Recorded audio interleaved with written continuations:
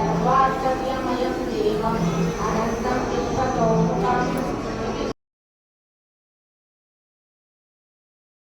ಹರೇ ಕೃಷ್ಣ. ಮಲ್ಪೆ ಬೀಚಿನಲ್ಲಿ ಭಾನುವಾರ ಒಂದು ದೊಡ್ಡ ಪವಾಡವೇ ನಡೆದಿದೆ.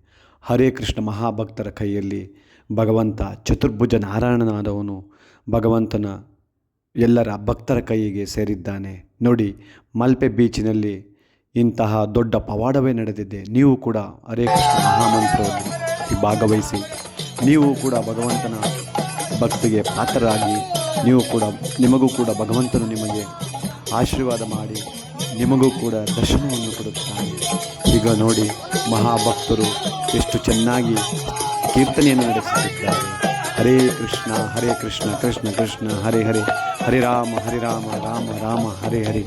ಹರಿ ಬೋಲ್. ಹರೇ ಕೃಷ್ಣ ಮಹಾಮಂತ್ರವೇ ಕಲಿಯುಗದಲ್ಲಿ ಬೇರೆ ದಾರಿ ಇಲ್ಲ.